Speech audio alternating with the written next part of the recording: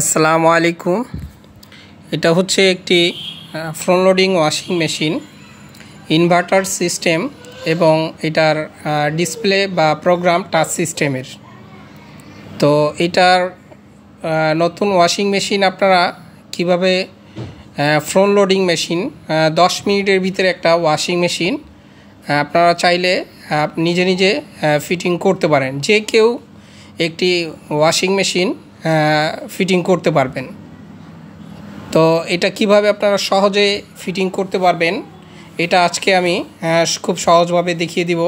এটা হচ্ছে ইনলেট পাইপটা, ওয়াশিং মেশিনের যে পানিটা ইন হবে এটার এই পাইপটা দিয়ে সেই ইনলেট পাইপ।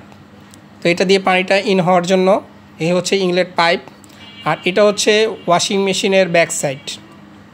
এখানে 4টা আপনার নাট দেওয়ার থাকে, যেন ভিতরের যেই ড্রামটা আছে প্লাস্টিকের, ড্রামটাকে লক করে রাখার জন্য এই নাটগুলো এই জন্যই ব্যবহার করা হয়, আপনার এক জায়গা থেকে আরেক জায়গায় শিফট করার জন্য, যেন কোনো মেকানিক্যাল বা কোনো কিছু যেন ছুটে না যায় বা নড়ে না যায়, এই জন্য এই নাটগুলো ব্যবহার করা হয়। কোনোটায় 4টা, কোনোটায় 5টা নাট ব্যবহার করা হয়। এগুলো শুধু ফ্রন্ট লোডিং মেশিনের ক্ষেত্রে এই নাটগুলো ব্যবহার করতে হয় বা ব্যবহার করা হয়। তো এই নাটগুলো অবশ্যই আপনারা এটা খুলে ফেলে দিতে হবে, কারণ এই নাটগুলো যদি লাগানো থাকে যখন মেশিন চলবে তখন যেইখানে লক করা থাকে কর্নারগুলো প্লাস্টিকের থাকে এবং যখন ওয়াশ বা স্পিন হবে তখন এই কর্নারগুলো ভেঙে যাবে। এই জন্য এইগুলো খুলে ফেলে দিতে হবে। তো প্রথমত এইগুলো আমি নাটগুলোকে খুলে নিব একটা একটা করে। এখানে টোটালি 4টা নাট দেওয়া থাকে, তো এখানে 4টা নাটই আমি আগে খুলে ফেলব। তো এই নাটগুলো অবশ্যই আপনাদের কিন্তু খুলে ফেলে দিতে হবে, কারণ এইগুলো না ফেললে মেশিনও সমস্যা দেখা দিবে।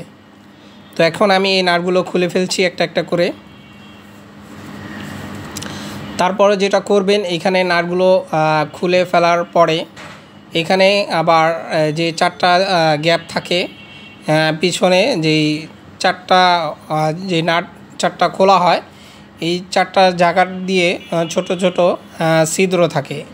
ওই ক্ষেত্রে এইগুলোর ভিতরে যে ডেড ক্যাপ প্লাস্টিকের দেওয়া থাকে, এগুলো আবার আপনাদের ফিটিংস করতে হবে।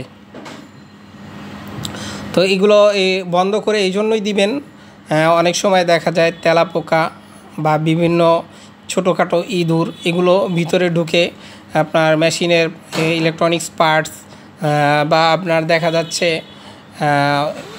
তার এগুলো কেটে ফেলতে পারে, নষ্ট করে ফেলতে পারে। ওই ক্ষেত্রে আপনারা অবশ্যই এটার যে ডেড ক্যাপ, এই ডেড ক্যাপগুলো লাগিয়ে দেবেন। আর ছিদ্রগুলো দেখছেন এখানে একটু প্লাস্টিকগুলো দেখা যাচ্ছে, তো এটা ডেড ক্যাপ লাগিয়ে দিতে হবে। আর এটা আপনারা যেটা ফিটিং কিভাবে করবেন, এই ফিল্টারটা অবশ্যই যেটা দেখছেন এই ফিল্টারটা অবশ্যই পরিষ্কার করে দিবেন অন্তত 6 মাস 1 বছরে, 6 মাস বা বছরে একবার। এটা করলে আপনার মেশিনটা ভালো থাকবে, সমস্যা দেখা দিবে না।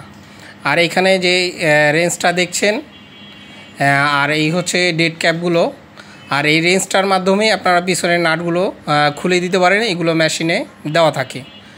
তো এটা দিয়েই আপনারা কাজ করে নিতে পারেন। আর এটা হচ্ছে ডেড ক্যাপগুলো। তো ডেড ক্যাপগুলো পিছনে এভাবে করে লাগিয়ে নেবেন। তো এই যে এখন আমি এগুলো লাগিয়ে দিচ্ছি। আর যে রেঞ্জটা দেখালাম এটা মেশিনে যেহেতু থাকে, ওটা আপনারা নিজেরা করতে পারবেন যদি আপনারা চান এবং মনোযোগ দিয়ে ভিডিওটা দেখেন। আপনি যে কোনো ওয়াশিং মেশিন ফিটিংস করতে পারবেন, ফ্রন্ট লোডিং, টপ লোডিং, যে কোনোটা। টপ লোডিংয়ের ক্ষেত্রে কিন্তু আপনার এই পিছনে নাটগুলো ব্যবহার করা হয় না। আর ফ্রন্ট লোডিং টপ লোডিং একই, ফিটিংসের সিস্টেম একই। আর ফিটিংসের যেরকম এখানে যা যা দেওয়া থাকে ফ্রন্ট লোডিংয়ে টপ লোডিংয়েও কিন্তু সেম দেওয়া থাকে, শুধুমাত্র ডিফারেন্ট পিছনের নাটটা লাগানো থাকে না ফ্রন্ট লোডিং টপ লোডিংয়ে। আর এইটা হচ্ছে আপনার যেই ইনলেট পাইপটাও দেখলেন কিভাবে ফিটিংস করবেন। এখানে কিন্তু কোনো থ্রেড টেপ দিতে হয় না, শুধুমাত্র বসিয়ে টাইট করে লাগিয়ে নিতে হয়। আর এই যে নাটটা ফিটিংস করা দেখছেন পাইপের সাথে, এটা অবশ্যই খুলবেন না। এটা অনেকেই ভুল করে খুলে ফেলে, খুলে ফেলে কি হয়, পাইপটা নিচে পড়ে যায়, কারণ এটা ড্রেনিং সিস্টেমটা হচ্ছে নিচ থেকে উপরে উঠে তারপরে ড্রেনটা হয়ে থাকে। তো এটা খুলে দিলে যেটা হয়, পানিটা একদিক দিয়ে ইন হবে ইনলেট পাইপ দিয়ে, আবার আরেক দিক দিয়ে দেখা যাচ্ছে আউট হয়ে যাবে। ওই ক্ষেত্রে দেখা যাবে মেশিনে আপনার বিভিন্ন সিগন্যাল দেখা দিবে, তো মেশিনও প্রবলেম হবে, দেখা যাবে পানি আসতেছে আর চলে যাচ্ছে। তো অবশ্যই এই পাইপটা যেন উপরের দিকেই থাকে। আর এইগুলো হচ্ছে এই নাটগুলো, এগুলো আর প্রয়োজন হবে না, যে পিছনে যে 4টা নাট লাগানো ছিল এগুলো আপনারা অবশ্যই ফেলে দিবেন, এগুলো প্রয়োজন হয় না, এগুলো আপনার ফেলে দিতে হয়, এটা আপনারা দরকার পড়বে না যেহেতু আপনি এখন মেশিনটা ব্যবহার করবেন। তারপরে এখানে যেখানে কল, যেটা ইনলেট পাইপটা জয়েন্ট হবে যেই কলের সাথে, তো এইখানে আমি যেটা করছি এটা কল না, আপনার এটা বেসিংয়ের যে লাইনটা ওইখানে 2 মাথাওয়ালা একটা কল লাগানো হয়েছে, তো ওইখান থেকে পাইপ টেনে এখানে আমি লাগাবো। আপনারা চাইলে এই টাইপেরও কল ব্যবহার করতে পারেন, যেই টাইপের ব্যবহার করেন কোনো অসুবিধা নেই, অথবা আরও বিভিন্ন প্লাস্টিকের কল আছে বা স্টিলের, যেরকম এই কলটাও ব্যবহার করতে পারেন। তো এটা প্লাস্টিকের কল, তো এখানে প্লাস্টিকের কলও ব্যবহার করা যাবে বা এই টাইপের স্টিলেরও কল ব্যবহার করা যাবে। তো এইখানে আমি কল ব্যবহার করছি না, বেসিংয়ের থেকে পাইপ লাইন টেনে ওইখানে একটা জয়েনিং লাগিয়ে আমি ইনলেট পাইপটা জয়েন করব। আর এটা হচ্ছে ড্রেন লাইনটা, যেহেতু ড্রেন লাইনটা এটা উপর থেকে এসে ড্রেন হবে, তো এটা যত উপরেই থাক কোনো অসুবিধা হবে না। আর টপ লোডিংয়ের ক্ষেত্রে কিন্তু ড্রেন লাইনটা নিচের দিকেই থাকতে হয়, কারণ ড্রেন হতে সমস্যা হয়, ওই ক্ষেত্রে আবার মেশিনে সমস্যা দেখা দিবে। আর এটার হচ্ছে ফিটিংসের মূল কাজই হচ্ছে এইখানে, এই যেটা দেখছেন ইনলেট পাইপটার যে মাথাটা, এটা যেটা জয়েন হবে কলের সাথে, আপনার কল বা যে কোনো ধরনের কল হোক, বিপ কল বা অ্যাঙ্গেল স্টপ কল, বা আমি যেটা দেখাচ্ছি পাইপের সাথে জয়েন করব একটা জয়েনিংয়ের মাধ্যমে। তো আগে প্রথমত যেটা আপনারা করবেন, এই 4টা স্ক্রুকে আগে লুজ দিয়ে দিবেন, অবশ্যই 4টা স্ক্রুই লুজ দিতে হবে, ঠিক সমানভাবে 4টা স্ক্রু আপনারা অবশ্যই লুজ করে দিবেন। তো স্ক্রু আমি 4টাকে আগেই লুজ করে নিচ্ছি। আর খেয়াল রাখবেন এখানে আবার একটা প্লাস্টিক ব্যবহার করা হয়, এই প্লাস্টিকটা চাইলে আপনারা ফেলে দিতে পারেন বা রাখতেও পারেন। যদি কলের মাথা মোটা হয়ে থাকে তো অবশ্যই এটা ফেলে দিতে হবে, আর চিকন হলে আপনি রাখতে পারেন, আবার ইচ্ছা করলে না দরকার প্রয়োজন বোধ মনে করলে রাখতে পারেন, আর না হলে ফেলেও দিতে পারেন, কোনো সমস্যা হবে না এই প্লাস্টিকের জন্য। আর যেটা আছে এখানে যেই প্লাস্টিকের মাথাটা দেখছেন, এটা অবশ্যই আপনারা আগে লুজ করে তারপরে ফিটিংস করবেন। তো আমি এটা আপনাদের দেখানোর জন্য পুরাটাই খুলে ফেলছি। তো এটা হচ্ছে কলের মাথাটা, যেখানে আপনার পাইপটা জয়েন হবে, আর এটা লাগবে হচ্ছে কলের সাথে। তারপরে যে কালো রাবারটা দেখছেন, রাবারটা অবশ্যই খেয়াল করবেন যেন এখানে থাকে, রাবার না থাকলে এটা কিন্তু আর কাজ হবে না। তো এখানে আমি এটাকে আবার লাগিয়ে নিচ্ছি 2 প্যাচ দিয়ে, তো 2টা বা 3টা প্যাচ দিলেই হবে। 2টা প্যাচ দিয়ে আপনি এবার কলের সাথে স্ক্রুগুলো লাগিয়ে দিবেন। তো এখন আমি কলের সাথে এটাকে লাগিয়ে নিব, এইভাবে করে আমি আগে দেখে নিচ্ছি যে এটা কতটুকু স্ক্রু হাতে টাইট দেওয়া যায়। তো আগে আমি মোটামুটি 4টা স্ক্রু আবার হালকা করে টাইট করে দিচ্ছি, যেন ওইটার মাথাটার সাথে সমানভাবে লেগে যায়। 4টা একই সিস্টেমে আপনার দিতে হবে, 4টার মাথা স্ক্রুয়ের কোনোটা কম বেশি করে আপনার টাইট দিবেন না। তো এখন আমি এটাকে বসিয়ে নিব, বসিয়ে আবার হাতের মাধ্যমে যতটুকু টাইট হয় যেন এই মাথাটা যেন ওই পাইপটার সাথে লেগে থাকে, ওই পরিমাণ টাইট আমি আগে হাতে দিয়ে নিব।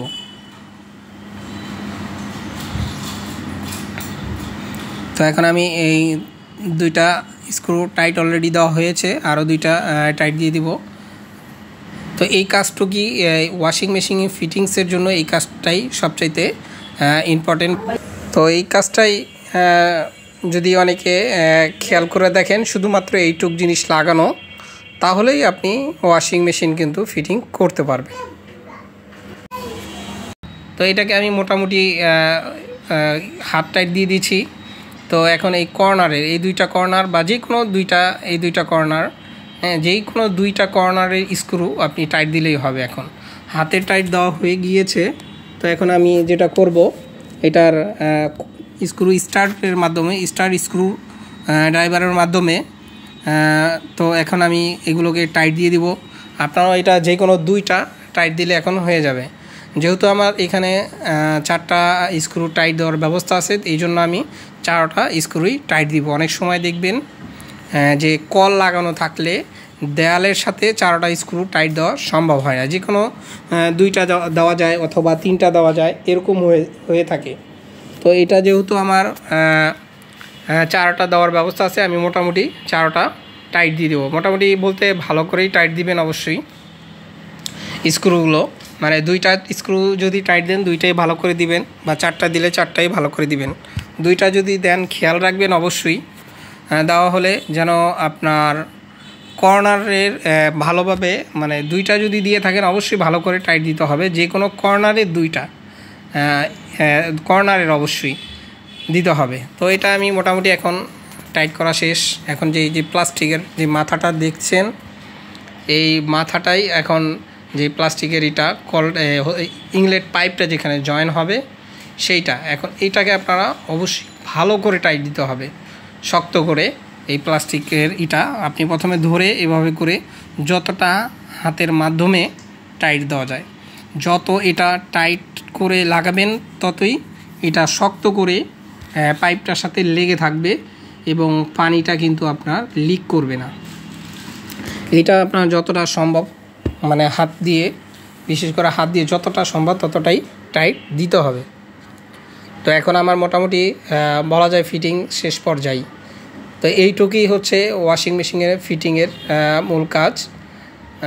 আর এখন এটা দেখেন, এই জিনিসটা যে ইনলেট পাইপটা কিভাবে লাগাবেন, তো খেয়াল করবে ইনলেট যে পাইপটা আছে, এই পাইপটার যে প্লাস মাথাটা আছে ইনলেট পাইপের, এটা কিন্তু যখন খুলবেন তখন কিন্তু এটা চাপ দিয়ে ধরে রেখে টান দিয়ে এলে খুলে যাবে।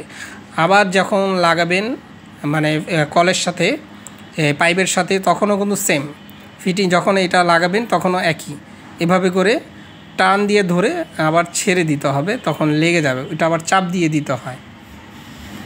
এভাবে আবার যখন আপনি এটা খুলবেন একই সেম। আমি এটা কিন্তু এখন আবার চাপ দিয়ে নিচ্ছি, এখন টান দিব পাইপটা, যে ইনলেট পাইপটা এখন খুলে গিয়েছে। তো আবার যখন লাগাবো সেম এটার চাপ দিয়ে ধরে রাখতে হবে। এখন চাপ দিয়ে আবার ধরে নিচ্ছি। দেখেন অলরেডি আমি আপনাদের দেখাচ্ছি কিভাবে এটা কাজ করে। এভাবে নিচে চাপ দিলে ভিতরে মাথাটা বের হয়ে যায়। তো এখন আমি আবার এটাকে চাপ দিয়ে এখন আমি এই কলের সাথে, পাইপের সাথে লাগিয়ে নিব। এই আবার ছেড়ে দিতে হবে, চাপটা ছেড়ে দিতে হয়। তো এইটাও অনেক সময় খুলতে পারে না, কিভাবে খুলে। তো এটাও খোলাটা ইজি। নিচের ইনলেট পাইপটা যখন চাপ দিয়ে ধরবেন, ধরে টান দিলে খুলে যাবে, আবার চাপ দিয়ে ধরে চাপ দিয়ে 2টা একসাথে চাপ দিলে লেগে যাবে।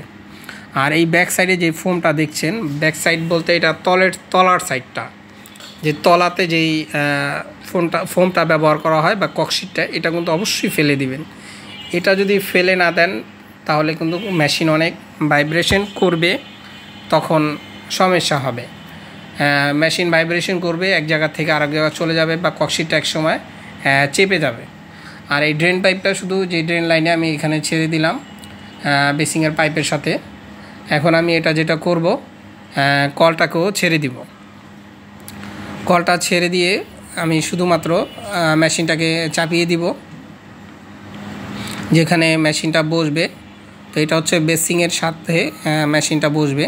তো এটা আমি এখন চাপিয়ে নিয়েছি, দেখছি ঠিক আছে কিনা সব কিছু। তো এখন এটার আমি পাওয়ারটা লাগিয়ে নিব এবং এটা মেশিনটা কিভাবে আপনারা ব্যবহার করবেন। এখানে যে বাম সাইডে আছে এটার যে ডিটারজেন্ট বক্স বা লিকুইড, এখানে যেটা বাম সাইডে, এটা চাপ দিলেই খুলে যাবে, আবার চাপ দিলেই লেগে যাবে। যখন চাপ দিয়ে খুলবেন তখন এটা টান দিয়ে ডটটা এভাবে করে বের করে ফেলতে পারবেন। তো ডান সাইডে যেটা, এটা হচ্ছে আপনি লিকুইড ব্যবহার করবেন।